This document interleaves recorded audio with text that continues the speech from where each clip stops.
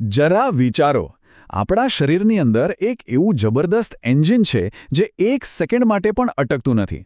દિવસ હોય કે રાત, એ સતત ધબકતું રહે છે અને આખા શરીરમાં જીવનનો સંચાર કરે છે. હા, આ એન્જિન એટલે આપણું હૃદય.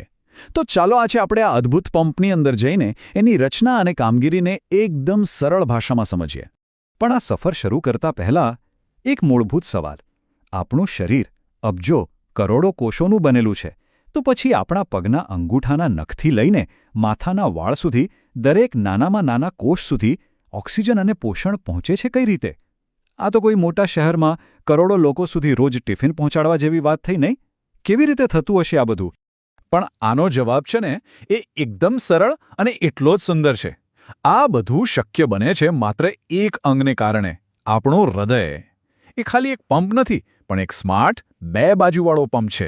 એની એક બાજુ શુદ્ધ ઓક્સિજનવાળું લોહી આખા શરીરમાં મોકલવાનું કામ કરે છે અને બીજી બાજુ શરીરમાંથી વપરાયેલું અશુદ્ધ લોહી પાછું ભેગું કરે છે.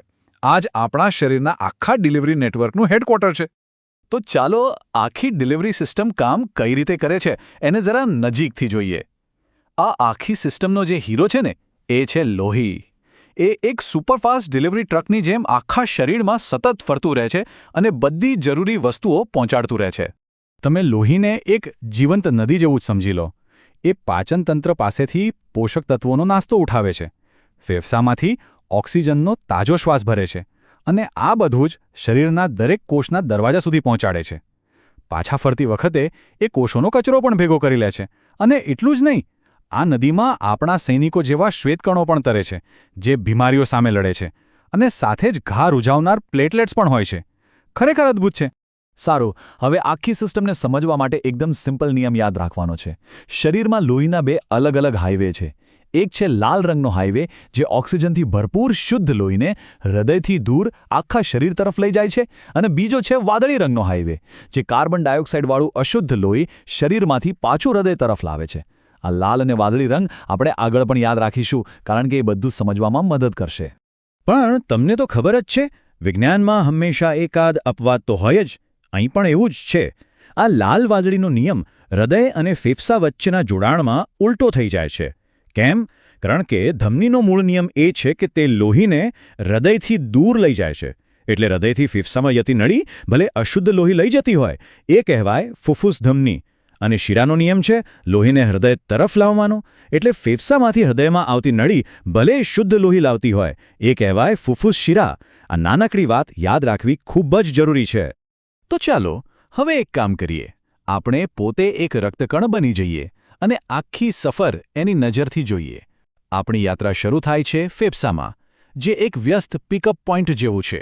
અહીંયા આપણો રક્તકણ પોતાનો સૌથી કિંમતી સામાન એટલે કે ઓક્સિજન ભરી રહ્યો છે. ફેફસામાંથી ઓક્સિજનથી લાલછોડ થયેલું લોહી સીધું હૃદયના ડાબા ઉપરના ખંડમાં એટલે કે ડાબા કર્ણકમાં પ્રવેશે છે. જેવો આ ખંડ ભરાય એટલે નીચે આવેલો દ્વિદલ વાલ્વનો દરવાજો ખુલે છે અને બધું લોહી નીચેના શક્તિશાળી પમ્પિંગ ચેમ્બર એટલે કે ડાબા ક્ષેપકમાં ધસી જાય છે. અને પછી બૂમ! આ ડાબું ક્ષેપક એટલા જોરથી સંકોચાય છે કે શુદ્ધ લોહીને આખા શરીરમાં પહોંચાડવા માટે જોરદાર ધક્કો મારે છે. હવે આ વાલ્વના નામ થોડા અટપટા લાગી શકે છે, ખરું ને? દ્વિદલ, ત્રિદલ. પણ એને યાદ રાખવાની એક મસ્ત ટ્રીક છે. હૃદયની ડાબી બાજુ માટે શબ્દ છે ડાબુ, જેમાં 2 અક્ષર છે, તો ત્યાં છે દ્વિદલ વાલ્વ.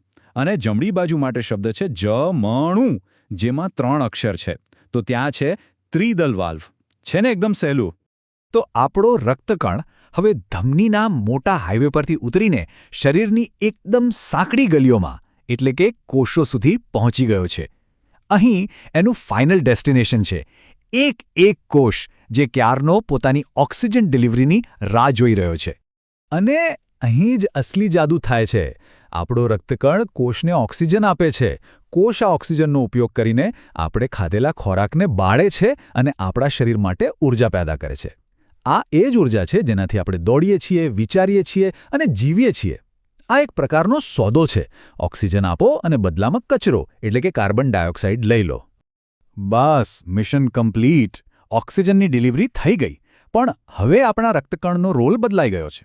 અત્યાર સુધી એ ડિલિવરી બોય હતો, હવે એ કચરો ઉપાડનાર બની ગયો છે. એ કોષમાંથી કાર્બન ડાયોક્સાઇડ નામનો કચરો ઉપાડીને પોતાની પરત મુસાફરી શરૂ કરે છે.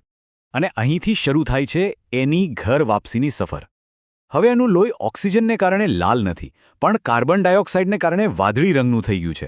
અને એનો રસ્તો ફરી પાછો હૃદય તરફનો છે. આખા શરીરમાંથી પાછું ફરેલું આ અશુદ્ધ વાદળી લોહી હવે શિરાઓ દ્વારા હૃદયના જમણા ઉપરના ખંડમાં એટલે કે જમણા કર્ણકમાં ઠલવાય છે. પછી આપણી ટ્રીક મુજબ ત્રિદલ વાલ્વ ખુલે છે અને લોહી નીચે જમણા ક્ષેપકમાં આવે છે. આ ખંડનું કામ એકદમ સ્પષ્ટ છે. સંકોચાઈને આ CO2 વાળા લોહીને સીધું ફેફસામાં મોકલી દેવું, જેથી તે ત્યાં કચરો ખાલી કરી શકે અને ફરીથી ફ્રેશ ઓક્સિજન ભરી શકે. અને બસ આ ચક્ર આમ જ ચાલ્યા કરે છે. અને બસ આ જ છે આપણા જીવનનું અવિરત ચક્ર. હૃદયની ડાબી બાજુ આખા શરીરને શક્તિ આપવા માટે શુદ્ધ લોહી પંપ કરે છે અને જમણી બાજુ એ જ લોહીને શુદ્ધ કરવા માટે ફેફસામાં પાછું મોકલે છે. આ બંને પંપ એક સાથે એક તાલમાં કામ કરીને આપણા જીવનના એન્જિનને સતત ચાલતું રાખે છે. આપણે જે ધક-ધક કે લબડબ અવાજ સાંભળીએ છીએ ને, એ ખરેખર શું છે? એ હૃદયના સંકોચાવાનો 2 સ્ટેપનો ડાન્સ છે. પહેલા લબ અવાજ આવે છે, જ્યારે ઉપરના બંને કર્ણકો એકસાથે સંકોચાઈને લોહીને નીચે ધકેલે છે. અને પછી તરત જ ડબ અવાજ આવે છે, જ્યારે નીચેના બંને શક્તિશાળી ક્ષેપકો સંકોચાઈને લોહીને હૃદયની બહાર ફેંકે છે. લબડબ, લબડબ. તો આ આખી જ જટિલ સિસ્ટમનો સાર શું? જવાબ છે એક નાનકડો આંકડો 4. બસ આ 4 ખંડ જ આખો જાદુ કરે છે. આ 4 ખંડની ડિઝાઇન જ એ સુનિશ્ચિત કરે છે કે ઓક્સિજનવાળું શુદ્ધ લોહી અને કાર્બન ડાયોક્સાઇડવાળું અશુદ્ધ લોહી ક્યારે એકબીજા સાથે ભળી ન જાય. અને આ જ કારણ છે કે આપણું શરીર આટલી અસરકારક રીતે કામ કરી શકે છે. પણ અહીં એક મજેદાર સવાલ થાય. આખા શરીરને લોહી પહોંચાડતું એન્જિન, એને પોતાને લોહી કોણ પહોંચાડે? એને પણ તો ચાલવા માટે ઈંધણ જોઈએ ને. એનો જવાબ છે કોરોનરી ધમની. આ એક ખાસ VIP પાઇપલાઇન છે જે શુદ્ધ લોહી સીધું હૃદયના પોતાના સ્નાયુઓને જ પહોંચાડે છે, જેથી આ સૌથી મહત્વપૂર્ણ એન્જિન એક ક્ષણ માટે પણ બંધ ન પડે. તો અંતે બસ એક વિચાર. આપણી મુઠ્ઠી જેટલું આ નાનકડું અંગ, આપણું હૃદય, આપણા જન્મથી લઈને મૃત્યુ સુધી એક પણ ક્ષણનો આરામ કર્યા વગર સતત ધબકતું રહે છે. તે આપણા અસ્તિત્વનો સૌથી શાંત પણ સૌથી શક્તિશાળી સાક્ષી છે, જે આપણને જીવંત રાખવા માટે અથાગ મહેનત કરે છે. ખરેખર અદ્ભુત છે ને?